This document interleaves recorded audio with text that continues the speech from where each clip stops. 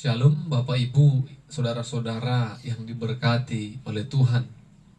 Sebelum kita merenungkan, mendengarkan kebenaran firman Tuhan, mari kita bersatu di dalam doa.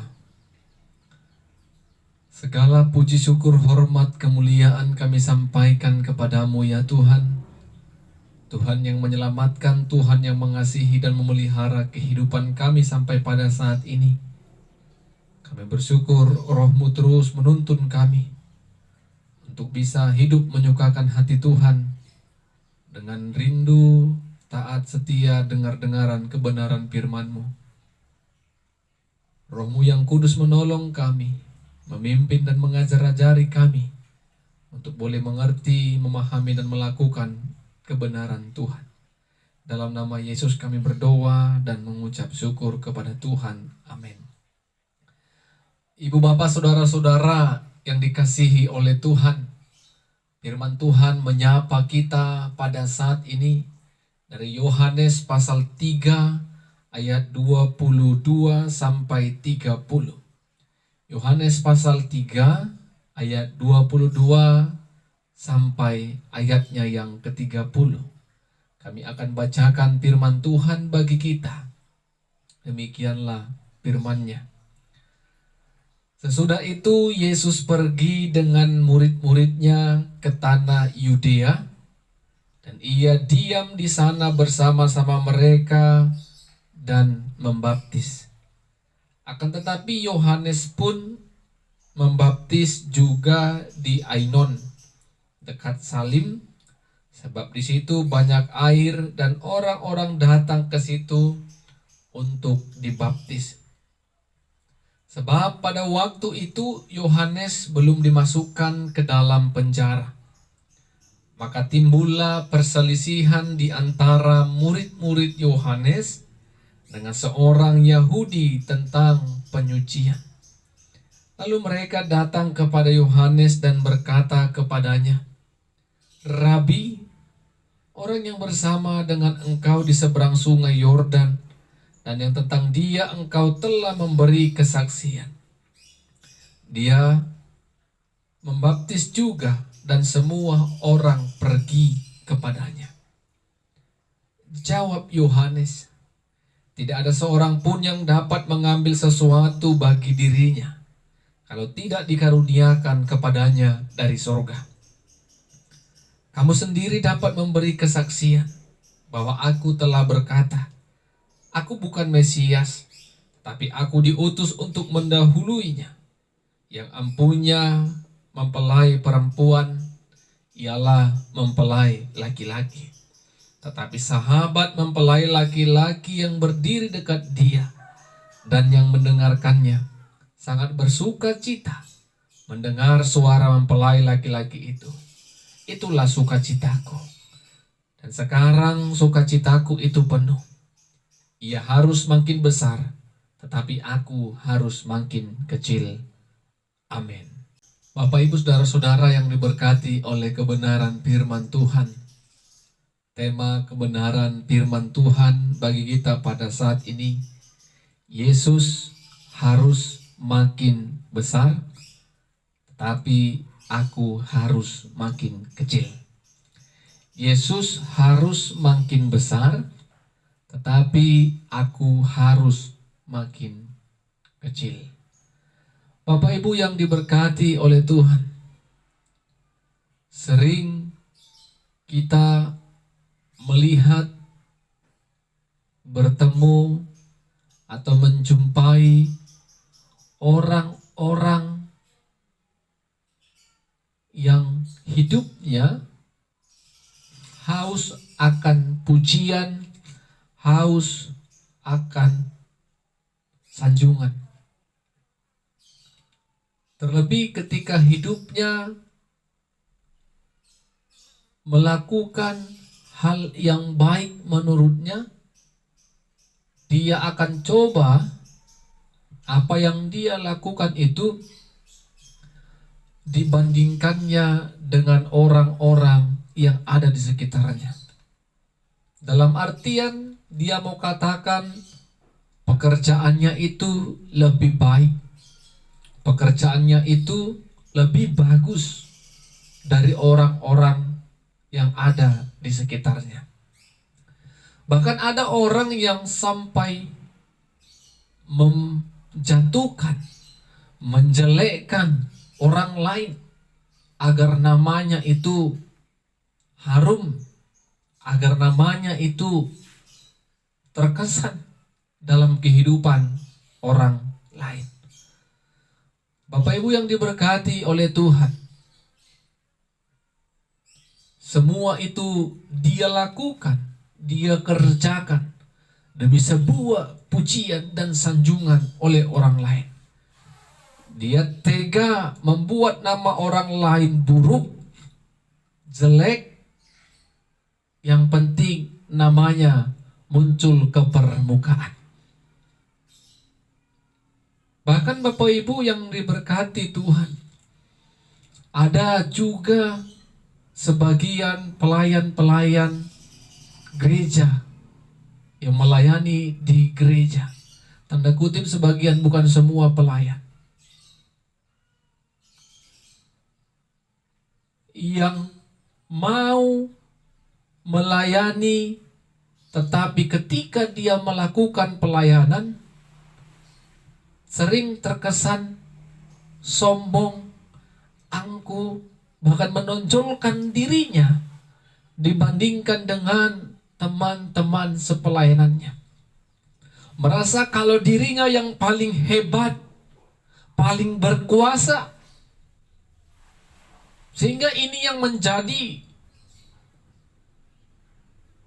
tantangan dalam setiap kehidupan pelayanan.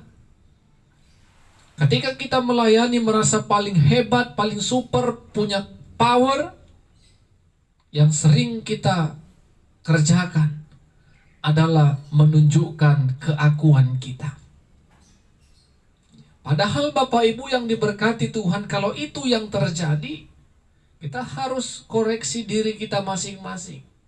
Ketika kita ditetapkan, dipilih melayani Tuhan, maka yang menjadi pusat perhatian, pusat pemberitaan di dalam pelayanan dan aspek kehidupan kita, tentu Tuhanlah. Tuhan yang mau kita beritakan, Tuhan yang mau kita saksikan, Tuhan yang mau kita agungkan dan muliakan, bukan diri kita. Seolah-olah dia punya kemampuan pelayanan yang hebat.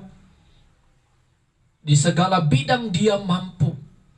Sehingga orang-orang yang menurut akal sehatnya, pikirannya di bawahnya, maka semua orang akan memberikan puji-pujian, sanjungan kepada pelayan yang akan terlihat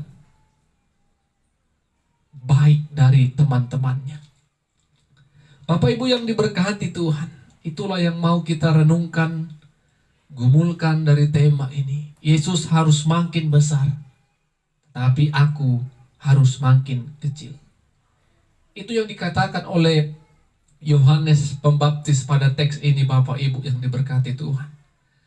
Ketika Yohanes diutus Allah untuk menjadi saksi, ketika Yohanes sudah membaptis Yesus di sungai Yordan, pelayanan berlanjut. Yesus membaptis banyak orang juga. Dan pada saat itu Yohanes juga membaptis karena dia belum masuk penjara. Tetapi dengan Yesus membaptis setiap orang yang datang kepadanya, terjadi perselisihan antara murid-murid Yohanes dan orang Yahudi. Mereka datang kepada Yohanes mengatakan, "Rabi, Yesus yang engkau saksikan itu, Yesus yang engkau baptis itu, dia juga membaptis." Ya, Bapak Ibu yang diberkati Tuhan, mereka datang kepada Yohanes seolah-olah mau katakan, seharusnya namamu lah yang lebih dikenal. Engkaulah yang harus dicari oleh orang banyak. Karena karena kesaksianmu itu, Yesus mulai dicari orang. Yesus mulai dipercayai orang. Seharusnya Yohaneslah yang menjadi pusat perhatian. Yohaneslah yang mempunyai nama yang besar. Karena kesaksiannya itu. Karena dirinya lah juga yang membaptis Yesus sebagai anak Allah. Tetapi apa yang dikatakan Yohanes kepada mereka yang datang kepada dirinya, Bapak Ibu? Tidak ada seorang pun yang dapat menghalang-halangi.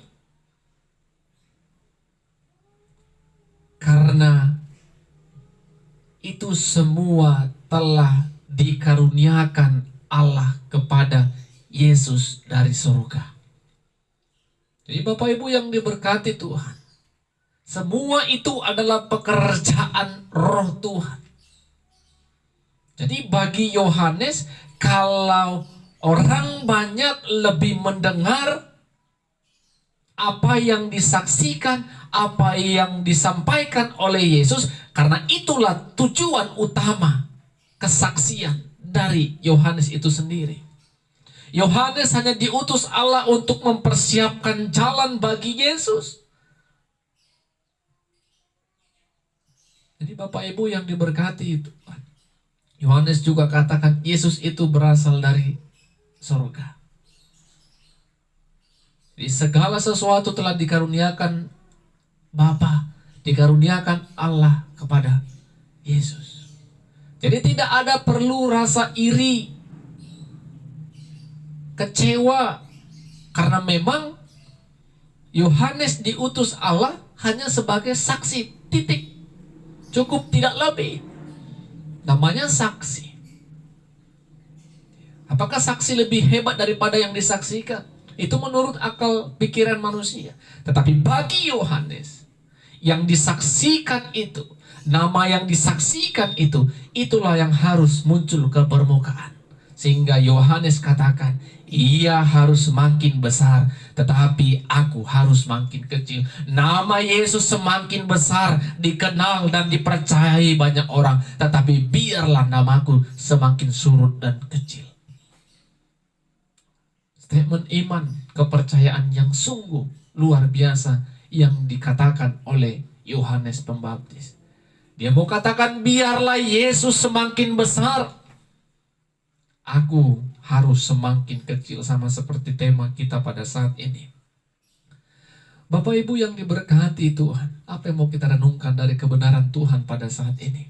Poin yang pertama, kalau Tuhan sedang percayakan pelayanan di dalam kehidupan kita, jadikanlah itu sebuah kesempatan untuk menyaksikan, memberitakan nama Tuhan kepada setiap orang.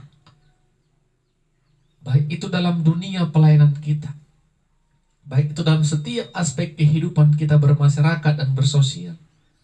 Sampaikanlah Tuhan itu dalam setiap kehidupanmu. Bukan keangkuhanmu, bukan kesombonganmu, bukan kebolehanmu dan kelebihanmu. Yang menjadi pusat perhatian adalah nama Tuhan yang harus dimuliakan. Nama Tuhan yang harus disembah. Nama Tuhan yang harus diingat karena kasih-Nya yang besar kepada setiap umat manusia. Ini tegas kami sampaikan Bapak Ibu yang diberkati Tuhan. Jangan pernah merasa di atas angin karena sesama pelayan kita ada berada di bawah kemampuan kita. Tetaplah rendah hati. Kesempatan menjadi pelayan Tuhan, orang lain tidak memilikinya dan kita sedang memilikinya. Beritakanlah Tuhan, saksikanlah Tuhan. Poin yang kedua, tidak perlu menaruh rasa iri hati, kecil hati kepada orang-orang yang menurut pemandangan kita, pemikiran kita lebih hebat dari kita dalam melayani Tuhan. Dalam melakukan apapun. Dia hebat sebagai suami, sebagai istri, sebagai orang tua, bahkan sebagai anak, sebagai pemimpin. Kita kecil hati, apalagi menaruh iri hati.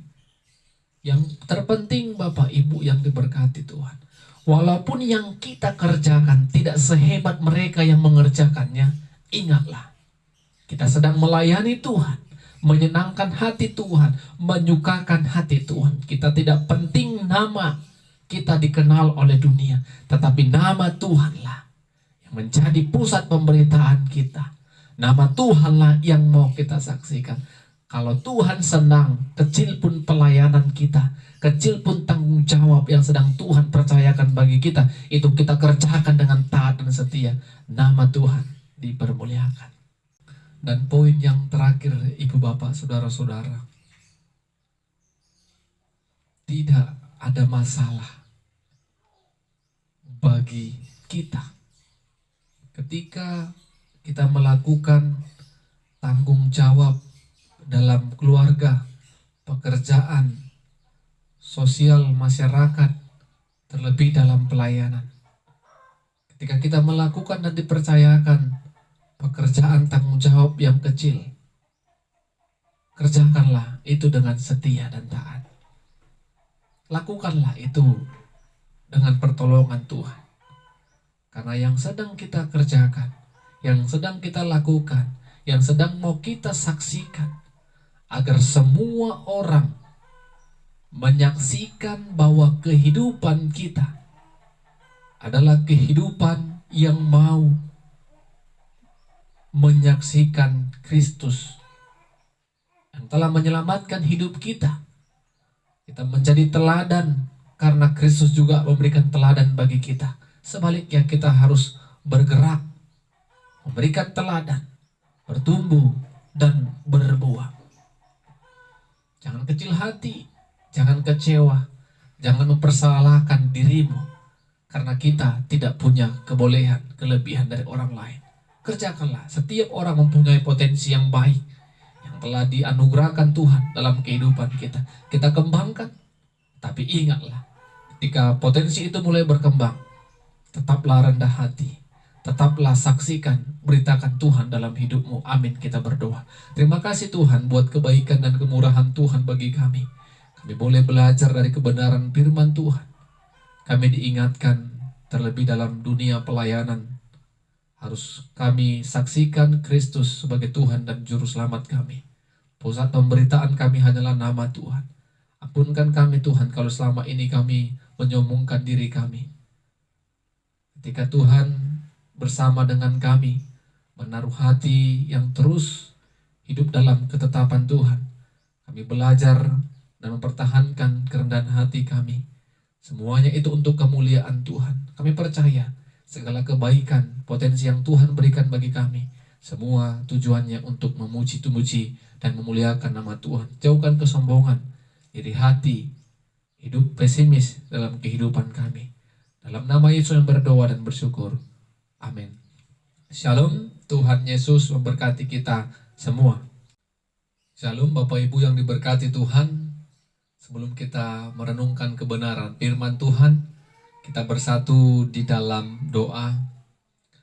Maha besar Engkau ya Tuhan, Allah yang mengasihi, Allah yang telah menyelamatkan kehidupan kami. Kami kembali memuji-muji Tuhan, memuliakan nama Tuhan. Sampai pada saat ini kami percaya akan kemuliaan dan keagungan Tuhan. Kami mau belajar dari kebenaran firman-Mu ya Tuhan. Biarlah hati dan pikiran kami diberkati Tuhan. Roh-Mu yang kudus menolong kami, agar kami boleh mengerti arti kebenaran firman-Mu. Dalam nama Yesus kami berdoa dan bersyukur. Amin.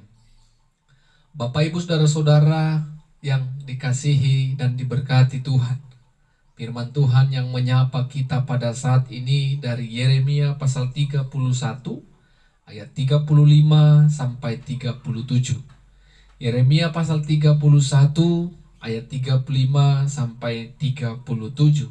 Kami akan bacakan firman Tuhan bagi kita. Demikianlah firman-Nya. Beginilah firman Tuhan yang memberi matahari untuk menerangi siang, yang menetapkan bulan dan bintang-bintang untuk menerangi malam, yang mengharu biru laut sehingga gelombang-gelombangnya ribut. Tuhan semesta alam namanya.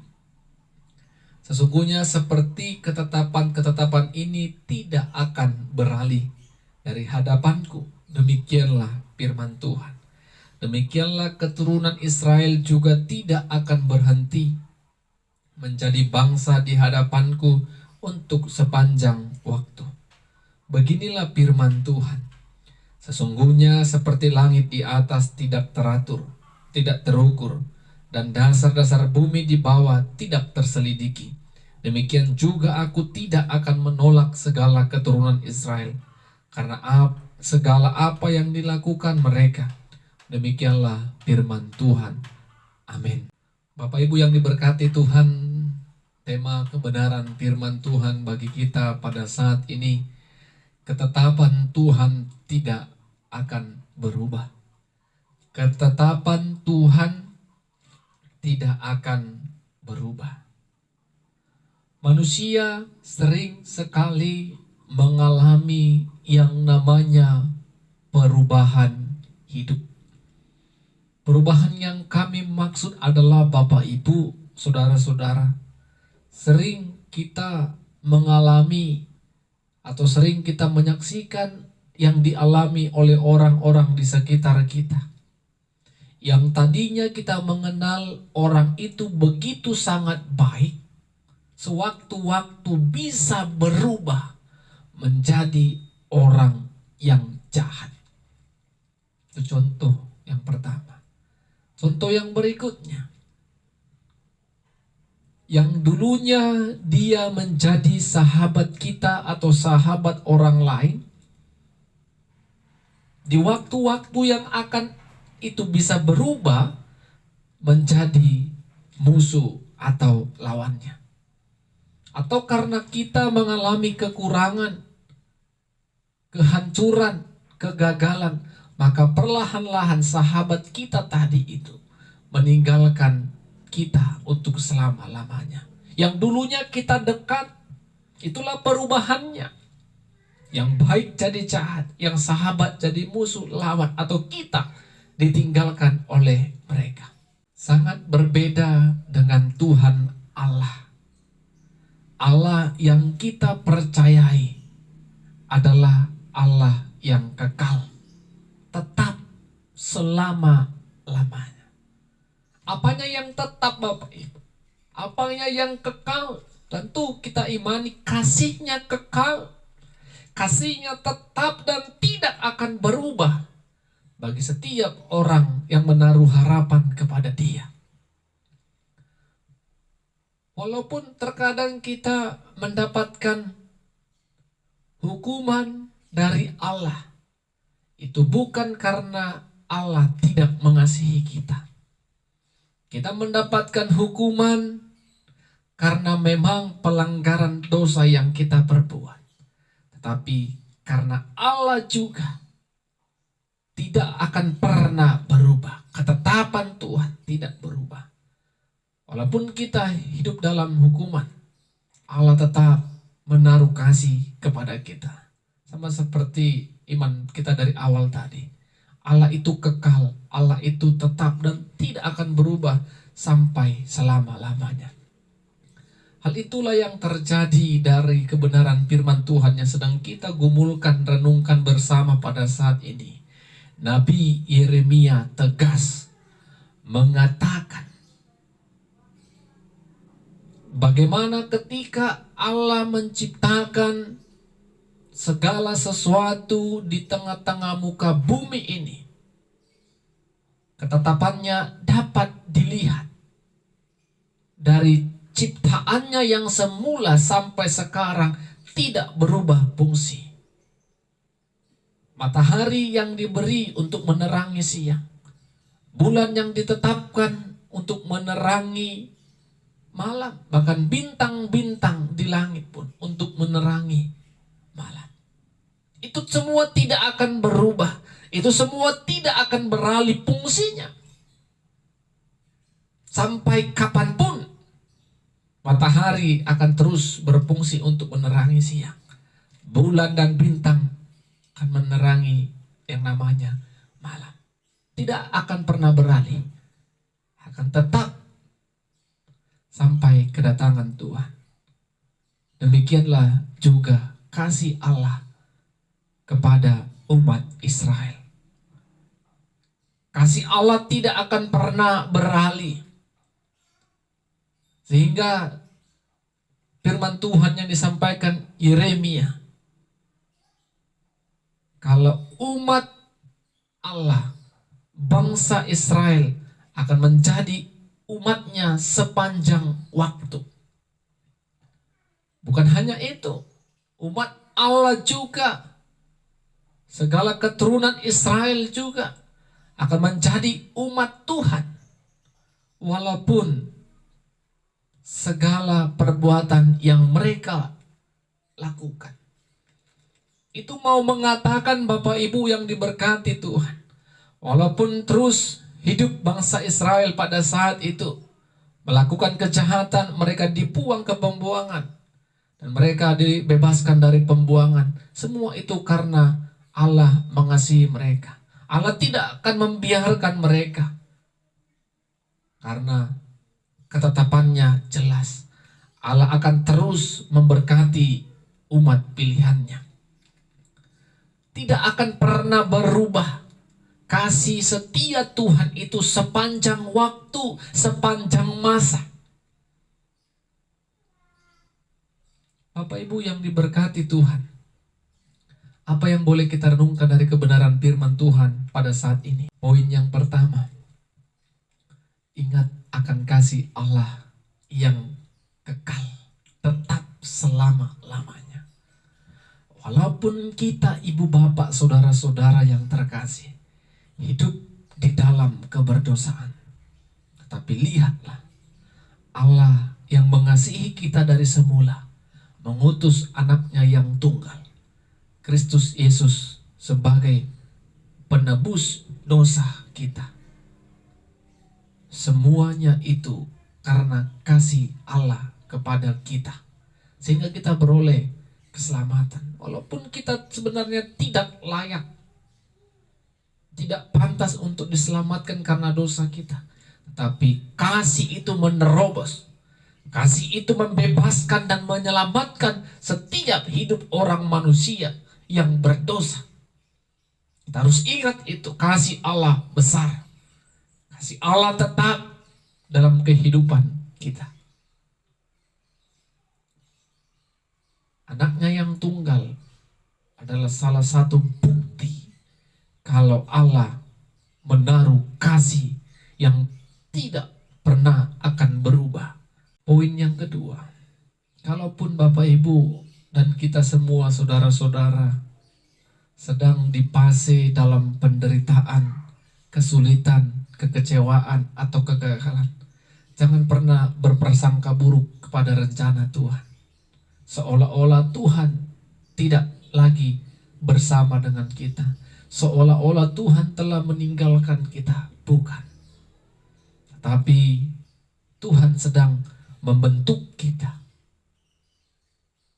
melihat dan menyaksikan hidup kita, membangun pribadi kita menjadi pribadi yang hebat di mata Tuhan. Tetap setia, tetap cari Tuhan, tetap hidup dalam kebenaran firman Tuhan. Karena Tuhan, seperti poin yang pertama tadi, kalau Tuhan sudah katakan kepada kita, aku mengasihi engkau, berarti itu adalah ketetapan yang tidak akan berubah. Tuhan tetap mengasihi kita. Ketika kita terus berharap pada kasih setianya, berharap pada kebaikan dan kemurahan Tuhan, apapun situasi yang sedang kita alami, jangan pernah tinggalkan Tuhan. Jangan pernah salahkan Tuhan. Tetap lakukan, kerjakan apa yang menjadi pekerjaan kita yang Tuhan inginkan dalam kehidupan kita. Jadikanlah Tuhan menjadi sahabat sejati kita. Karena Tuhan yang tidak akan pernah meninggalkan kita. Karena Tuhan tidak akan pernah mengecewakan kita. Ketika kita punya teman, boleh berteman. Tapi lihat apakah teman ini menuntun kita, membawa kita kepada Tuhan, membawa kita kepada keselamatan. Kalau kita bisa minta hikmat dari Tuhan, mengajari kita untuk memilih-milih mana sahabat yang akan terus bersama dengan kita, yang akan terus membawa kita kepada jalan yang baik. Dan kita dimintakan hikmat Tuhan. Perlahan-lahan kita boleh beda-bedakan mana sahabat yang harus tetap kita jadikan sahabat yang akan terus bersama dengan kita, memuliakan, melayani Tuhan. Tapi lihatlah, ada terkadang sahabat yang akan terus menjatuhkan kita, menjerumuskan kita, tak kalah akan terus menjadikan kita lawan dan kita akan ditinggalkan olehnya. Tetapi kalau kita jadikan Tuhan sahabat sejati kita, sedikit pun tidak akan ada rasa kecewa. Yang ada, kita mendapatkan semangat hidup, keselamatan, mendapatkan sukacita, penghiburan, kekuatan, topangan dalam melakukan setiap kehidupan kita. Amin, kita berdoa. Ya Tuhan, terima kasih buat kebenaran firman-Mu yang telah menyapa kami pada saat ini. Ketetapan Tuhan tidak pernah berubah. Kasih Tuhan tidak pernah berubah. Berkat Tuhan tidak pernah akan berubah. Yang sedang Tuhan rencanakan dan tetapkan dalam kehidupan kami yang akan kami terima. Ajari kami Tuhan untuk terus bersabar dalam suka, duka, penderitaan, kesusahan kami. Dan kami percaya Engkau tidak pernah sedikit pun meninggalkan kami. Kasih-Mu yang terus akan kami rasakan sepanjang kehidupan kami. Bukti nyata Engkau telah berikan. Yesus sebagai anak Allah yang tunggal telah Tuhan karuniakan bagi kami untuk sebagai jalan penebusan dosa, sehingga semua kami orang-orang percaya telah diselamatkan dalam Yesus. Dalam nama Yesus kami berdoa dan bersyukur. Amin. Shalom. Tuhan Yesus memberkati kita semua.